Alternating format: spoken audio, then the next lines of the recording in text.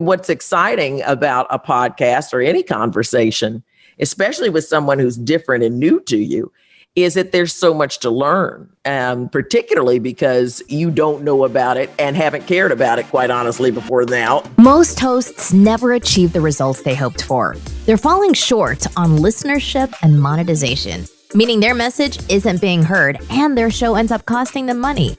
This podcast was created to help you grow your listenership and make money while you're at it.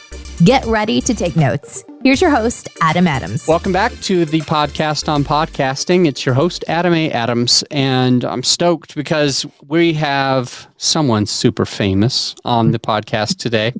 It's kind of cool to have a voice actor, an actor, someone who's been on NBC and ABC and all these cool places. She's got the podcast called Rolonda On Demand. And so if you want to look out for that, I want you to just type in Rolonda, but spelled Rolonda. Yeah. We will actually put that all in the show notes as well. So if you don't even want to type that out, or if you're driving right now, just scroll down, click on that. And one huge favor, she's had this podcast for the last 4 years. And what I want you to do is jump in there. After listening to one or two episodes, give her an honest rating and review. Just let her know what you think of the podcast, what you'd like to hear more of, etc. And I think you're going to be happy to learn from Rolonda today. She is one of the most amazing and incredible at interviewing others because she's got 40 years in doing it. So I'm certain I'll learn a thing or two from her, as I'm only a tenth of the way there. I'm 4 years in. Well, is that a tenth? I don't know, but right? I've been doing my podcast since 2012. That's awesome. Yeah. And so, Rolonda, some of the things that I want to extract from you today on the show to help out our listener who's another podcaster. I want to talk about our why. So I'll talk about your why. B, I want to talk about struggles that you've had, you've learned, you've gone through over time of launching your podcast in 2012. Well, I would love to get into just a couple of tips and tricks about interviewing. And I'm writing all of these down, so we're going to just go in through order of these things. Mm-hmm. Interviewing other people. And finally, I want to talk about branding, because you have built a brand. And don't you own Rolonda.com as well? Mm-hmm. Yeah. That's awesome. Let's jump in. Rolonda, what is your why behind the why? How come you have a podcast, started a podcast, what it does for you? Mm-hmm. And so I'll just turn it over to you. Yeah, well, I started my podcast back in February of 2012. We were all on Facebook and got the horrific news that Whitney Houston had passed. And the whole world just stopped. Everybody was crying. Everybody was texting on Facebook, and they were talking about join the conversation. And I was like, what conversation? We're texting. And I immediately, having had such a long background in news and talk, immediately wanted to talk about it. And I just felt that would help America and the world heal. And so I looked around, where could I go? I went to Blog Talk Radio and just started a show. We talked for 3 hours that Sunday. People were crying. They were telling their favorite story. It really bonded. And I just felt that was a great contribution of value to people. And then the next Sunday, people were like, well, you're going to do it again? Are you going to do it again?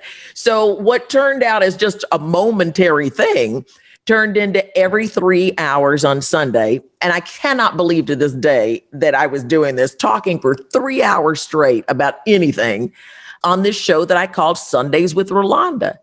And when my friends were going to brunch and I would say, no, I've got my show to do, they were like, what are you doing?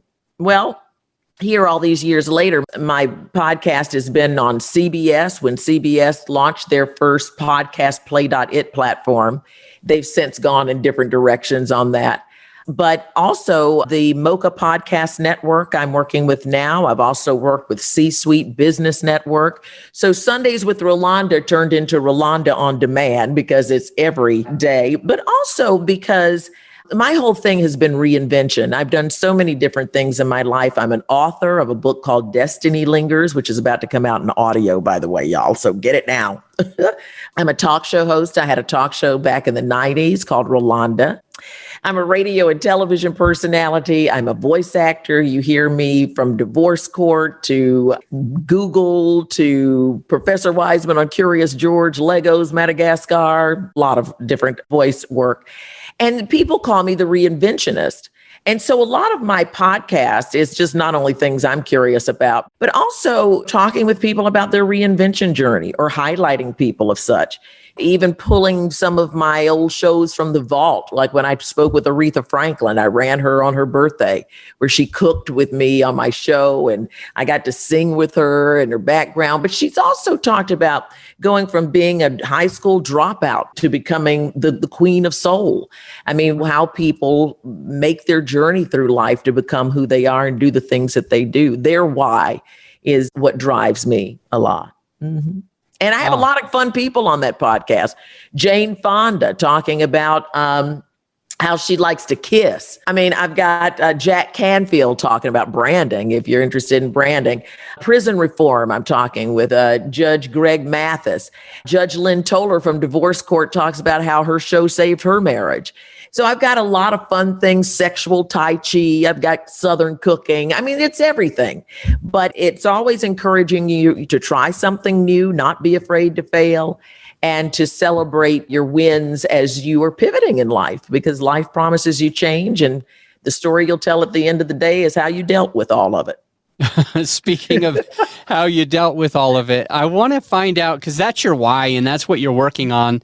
And that's what you have done. And you've had so many cool people and so many cool conversations and knowledge and information that's coming to everybody. But I'm sure you struggled with something. So that's where I want to go on. The second part is just understanding, like, what's 1, 2, or 3 things that you can pinpoint that have been a big challenge with the podcast, regardless if you've overcome it or if you're still working through it. Mm-hmm. What's a couple of struggles that maybe the listener who's a podcaster needs to know and perhaps avoid? Well, podcasts are a lot of work. And I don't know about you, but I edit my own. I put in my music, I fade in and I fade out. I do all of that stuff. And I enjoy it. I really do. But then life kicks in and you have other things you have to do. So it's a lot of work. It's a lot of work. I think one of the things you have to struggle with is figuring out the monetization. You're putting in all of this work, and where's the return?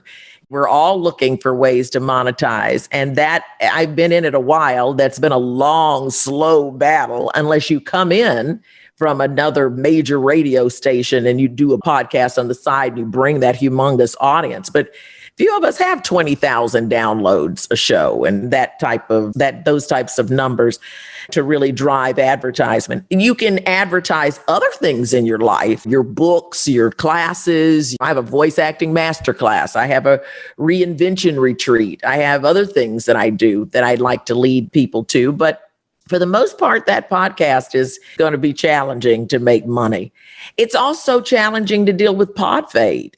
It is so real that they made a name for it. They didn't even know what to call these things. They didn't even know what to call them in Podcastville back during the days when I was starting, much less pod fade. We have vocabulary, but it's real that you just get burnt out. You get tired. And so those are some very real things. But part of the challenge is to show up and to be consistent. That's what this is about. And you're not going to see an arc in your listenership until maybe a year, sometimes a year and a half, 2 years, before you really start seeing a pop. And then somehow the analytics say they explode or something after that time. But you got to put at least a year in. And that's being consistent every week or every other week or doing the best you can. And we all know life happens, and your listeners understand that too. But they want what they want. If they want that candy every Thursday, they want, where's my candy? Where's my candy? So you got to kind of work with your audience so you don't lose them. With waiting a year or two before kind of getting that spike, out of curiosity, did you ever do paid marketing, paid advertising to kind of get that show in front of people that aren't already in your network? And if not, do you think that might be why for a lot of people don't end up getting that result, maybe lack of marketing it to people that are outside their circle? Yeah, it could be marketing. I don't know what it is, but whatever they need to do to bring the money in, that's what we need to figure out. I know that we have tried, now that I'm with the Mocha Podcast Network, which is really radio people, we've had some movement in terms of advertisements that I will read. Like in radio, what we do is read for Charmin, let's say.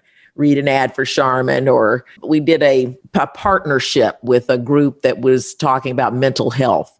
And you would get a little cut off of people who signed up for it, that type of thing. So partnerships. So those are things, but it's a little bit here, a little bit there. And I guess it grows as your audience grows, but it's nothing to write home about. When you work with a company like that, and that you get a little bit of maybe an affiliate commission or whatever it is, when you have those type of advertisers or partners of the show, do you feel like you should let the listener know that you get a piece of it? Do you think what is the balance there when you have somebody that you might make a little bit of money off? How do you let the listener know, or should you not even let? Well, I think you should always do something for your audience. I mean, it shouldn't just be your gain. The audience, hey, you're going to get 10% off. My listeners are going to get 10% off with this code.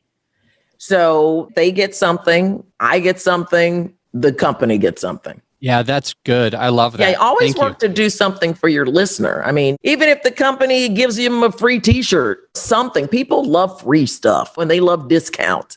So when your audience feels like they're in on the game, yeah, absolutely. Absolutely. Everybody likes a little prize. That's good. That's really good. I want to talk about branding. So I know I'm trying to remember, you said you had on your show Jack Canfield, right?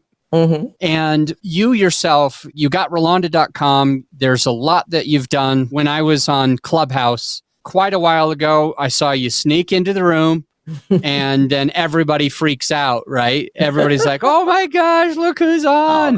The listener is also podcaster. They're probably wanting to grow their brand. What are some of the tips, tricks, or strategies that you've learned over the last 40-ish years, 4 decades of being in this business that helps you to get that name recognition over time? Well, it certainly helps to have been in front of a camera and behind a mic for 40 years in my business and different businesses, whether it's acting or stand-up comedy, or it's voice acting, or it's talk shows, or anchoring the news, or even Inside Edition. I have just built a lot of different audiences. And there's just, back in the day, my show was the only show that was hosted by one name. They wanted the LA market, and my last name is Watts, and they felt that Watts meant something different out in LA. So they dropped my last name. Can you believe it? So my show was Rolonda. So I was automatically a brand. Back in that day, it was Rolonda, Cher, and Madonna were the only 3 people known by one name. All the talk shows had their full name. So I was a brand before I even knew. And I think it's the consistency that has made the brand. What you see is what you get. If you see Rolonda, the brand, whether it's a podcast or she's in a show or she's doing comedy, you pretty much know what you're getting. I'm a pretty open book. But that has been really a good thing, and protecting the integrity of that brand. I had to make a lot of tough decisions, even in doing my talk show. What kind of talk shows are you going to do? Are you going to do those shows where pop quiz on babies and people throwing chairs and murdering people? No, that's not my brand. I don't do that. So being integral, really having the integrity to your brand. And also what Jack Canfield talks about, what I would also share, is just being authentically you. Ask the questions that you would want to know the answer to. And everybody will learn that you have a different take, that you have a different angle you come at things. Even back in the news, people knew that if you sent me out on a story, I was going to come out not with your typical story. I'm coming back, I'm going to Rolondize it. And that's what made me popular and award winning. So I think the more some people suggest, find a niche, find your niche and stick with it. When you're known already, you can do pretty much what you want to do because people are tuning into your personality. And remember that too. They tune in for you. We get so bogged down on booking the right interview and what is our music going to sound like that you just forget people are tuning in to hear what you want to say. And sometimes a podcast will work. This is what I'm trying to do more of. A podcast will work with just you talking about something that's important to you. People want to hear that. People want to know about that. And bringing in some of your personal life Those are ways to brand yourself too. So many good takeaways. Honestly, I love that. Love that. What about your own network? Is there, if the answer is no, that's not the route to go, or that doesn't work, let us know. As I'm thinking about this, sometimes it's a lot of who we know, the network, the connections that we make over time. If that's the case, and that may have benefited you, how would the listener make sure that they're making key connections in their network? How do you make sure you're making key connections? I guess it's a two-part question, because I'm first wondering if you making connections with certain people, like maybe you reached out to ABC or NBC like 100 times, or you knew somebody inside of Fox or whatever it is, you know what I mean? If there is a tangible in your story where because you knew the right person and had the right relationship, it helped to propel you and get you to the next level. If that's the case, would you be able to share that with the listener in a way that can help them to know how to make those connections? I just know a lot of people based on what I do. That helps a lot. But also just there are times where, like if I'm on Clubhouse and I see somebody who's into some kind of strange therapy, I mean, that's interesting to me. I'll reach out to them. That's a way to network. Something that's just interesting. It doesn't have to be a big celebrity. Or it could be a celebrity like Jackie Reed. She's on NBC, on New York Live on NBC. She's been on television. You've seen her. But she's interested me because she's a vegan. And she went vegan because after her dog died, she was so distraught that we could eat little animals as sweet as her dog that she went totally vegan. So I just wanted to do journalism to veganism and talk to her. And it wasn't so much about talking with her about her TV career, but just the interesting reinvention of the way we approach food and the reinvention of the way we eat. And her reason why she was doing it. When you really start thinking about stuff like that, you start making little different choices. So it could be anything that leads you into a network of people. I think Clubhouse has been very beneficial for people to meet people outside of their own circle. And people you see on the news, they all have PR people you read in a magazine. Look up and find out who their PR people are, or how you can read who their publicists are. And just reach out. Most people who have a book to sell or a class to sell or whatever are happy to come and talk to you. So understand that people have an agenda as well and may work very well with your podcast. Very interesting. Can I assume, or can I not assume, that you're not vegan yourself? No, but I've made a lot more vegan choices. No, I love a good steak, honey. You take me to Mastro's Steakhouse and it's on and popping. But I tell you this, I've tried the Impossible Burger. It's wonderful. I eat a lot more Brussels sprouts without bacon. I have made major different choices. No question. Cool. So my thought is, when you're not vegan and somebody comes on your podcast or on your show and they are vegan, you made this connection on Clubhouse or wherever, but you're asking questions and you aren't already there. Like, how do you do that in a way where it's a comfortable conversation?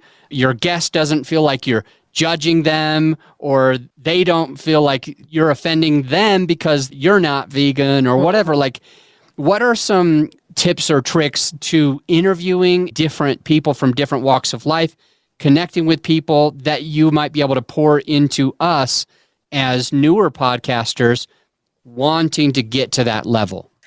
Well, I think you just be totally transparent. Like I always started off, listen, let me be totally transparent. I love a good steak. And the thought of not eating meat ever again is just crazy to me. But I am starting to see the benefits. I mean, it's just not health benefits. It's benefit for the earth. It's just a kinder, gentler way to do things. I mean, but I think the backstory is always interesting. The least common denominator that is important to find the subjects you're interviewing. I mean, we both love a good meal. How in the world can you do a good Christmas, Thanksgiving meal with no meat? And I'm just going to be honest with you. And then let them start to talking. And then the next thing you know, you're knowing about cashew meat and Impossible Burgers and Beyond Beef, and you're learning things. What's exciting about a podcast or any conversation, especially with someone who's different and new to you, is that there's so much to learn, particularly because you don't know about it and haven't cared about it, quite honestly, before now. And this is really an interesting conversation. And I think your listeners enjoy you discovering stuff too. I think you don't have to be the know-it-all all the time. You're very curious about stuff too. And I think that's a good way to get people engaged. Is there a correct balance as you yourself are curious about a topic and genuinely curious about a new person? And on the other side, making sure that your questions add value and keep your listener engaged and attentive to what's going on in the podcast so they can have a takeaway? Is there a way for a newer interviewer to understand, like, how do I know when to ask a question because I want to know, and how do I make sure that I'm asking the question that my listener needs to know? All right. Well, you and your listeners should have a lot in common, I would think.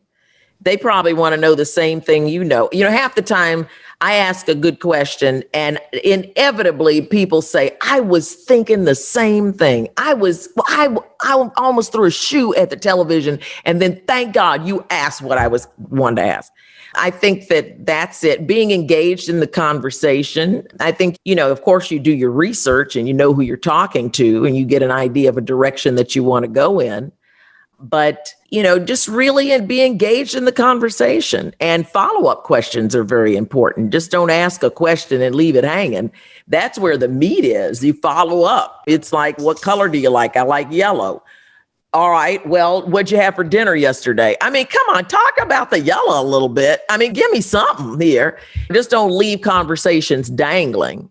So find things that you're interested in. Don't make a list of 20 questions to get through. Then you're just going to be bulleting people, and people don't enjoy that. But to be able to engage in a conversation where the whole interview goes so quickly that you don't even realize that you've been talking and laughing and having a good time, that's more engaging for an audience to watch, for a guest to participate in, and for a host to conduct, is when you are having fun and you're being natural and you're being yourself, other than just reading off questions and answering questions and go, you know what I'm saying? Yeah, I do. I would say there's a lot of podcasters today that have a list of 5, 6, 10 questions that they ask every guest, and many just ask like one question, and then it goes right into the next question. And so what you're saying is, after you ask a question, dive deeply. And my first thought goes to, what if that makes your podcast way too long? Like, you had 5 questions, but because you keep diving deep into, I had 5 things that I wanted to talk about today: your why, your struggle, how to interview, branding, and then just best advice for like a new person. And I could easily go, why did you do it? Okay, what did you struggle with? Okay, interview, and not dive a little bit deeper, and maybe the podcast would be 20 minutes. But if I ask too many follow-up questions, I'm saying too many, we could be on the same topic for 30 minutes, like diving deep into the deep of interviewing. So is there like a happy medium? Is there a way to control that interview so that it's the length that you're looking for and you still are able to follow up? Yeah, well, timing is important. You got to have your timing down, especially when you start getting advertisers involved and all of that kind of production and stuff. But yeah, maybe all the questions you have aren't important to ask. Maybe you don't need to ask all those questions. And maybe, I know that my interviews are very organic. I don't write down questions. I just have a conversation. I know where I'm going to go. I know what I'm interested in, but I always find more interesting things than I don't ask. But I've been in the business for a long time. I'm a journalist, so I kind of keep it all in my head. But I don't stick to the page. I just have a really good conversation, knowing in my head the boundaries of what I want to go, what I'm going in there to get, and an overall view of what we're going to talk about. But I think it's those little morsels that you don't expect. It's keeping it so organic that you're learning as you're going. It's one thing leads to the other. And it allows you to listen, because a talk show person, their greatest skill is listening, not talking. So it allows you to listen so that you can engage and ask that follow-up question, or Listen for moments when they're going to say something that you know is going to be exclusive. You've got to allow some time to let that happen too. But those are things that take practice and time. You just don't walk in there getting it. That takes time. It takes a lot of practice and time. You'll read The Art of the Interview by Larry King. That's a good one. The Art of the Interview by Larry King. By Larry King. It's an oldie, but it's a goodie. And he was one of the best. That resource is in the show notes. So if you're listening right now and you want to connect with that, just scroll down. That's already there. Also, Rolonda's podcast, Rolonda On Demand, the link to that is already in the show notes. So you could just scroll right down and you'll be able to connect with her and all that. So Rolonda, I want to ask you, with all of your experience, 4 decades, what advice would you give outside of what we may have already shared that can support a brand new podcaster to be able to be successful in this? Just have fun and really book people that really turn you on, that are going to help show your personality. A lot of times we produce to make, like in talk shows, we'll produce for the host to make the host look good. So who's going to bring that bubbly personality out in you? Who's going to bring that smart side out of you? Book people that are going to help make you look good too. And get on other people's podcasts. That's going to help you promote your own podcast, is by being on other podcasts, talking about your podcast. Yeah. So be sure to use that as a tool. And the main thing is just be really engaged and have fun and listen as much as you can, because that's what the audience is enjoying. They're enjoying a great exchange, and it's if they're just sticking their head into your room and listening to you. So have fun, stay engaging. Is there, like with you and your show, do you consciously think about, hey, I need to insert some humor, or hey, I need to make sure that, is there any thought like that when you're doing your podcast? Oh yeah, there are times to insert humor, and I do that. I like to do that anyway. I'm a little irreverent sometimes, and being a comedian, I can't help it. There's things that are just there. But yeah, it helps the flow of the conversation. I think one of the things people enjoy about my podcast is we laugh a lot. We have a lot of fun on that podcast, and that's a lot of fun. But yeah, or there are times to get serious. On a serious note, let's talk about this, and then drop into some statistics and get into, but that's what life is. Life is 1 minute we're laughing, and the next minute we're like shaking our head about what's going on in the news, and the next minute we're screaming at the government. I mean, that's what life is about. So your podcast should have all different shades of life and living and talking and sharing. You mentioned also getting on other people's podcast as a piece of value to deliver to a new podcaster. How have you found ways of getting on other people's podcasts that might help us to be able to get on more shows? Well, part of my branding is really talking about reinvention. That's something that people have watched me do, just totally change my career, totally change my look, and constantly reinvent myself successfully. So I was talking about this before COVID, and then when COVID hit, it became what everybody was talking about. So that way I got booked on a lot of shows, just talking about the art of reinvention and the power of change, and helping people get through this tough time. It's also part of that trying something new is so many people want to try voice acting. And my voice acting career, people have come to me saying, like, teach me, what can you tell me about working at home business, a business I can do till I'm 100,000 years old. It's fun. I've always been told I have a nice voice. I'm like, no, you need to come to my class because it's all about acting and you need to learn about acting. But it's being able to just help people try something new. And podcasting has been huge during the pandemic as part of the whole reinvention mode also. Everybody's moving into podcasting thinking they're going to be the next Barbara Walters or whoever. Yeah. I'm trying to think about everything that you've done and been around. You've been on voice. All right, Adam, I've been around a little bit.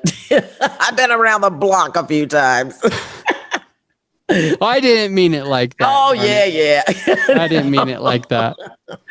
I know that you've done so many cool things. I know you've done a lot. You've had a lot of cool experiences. In all of that, what is the one thing that you're most proud of, Rolonda?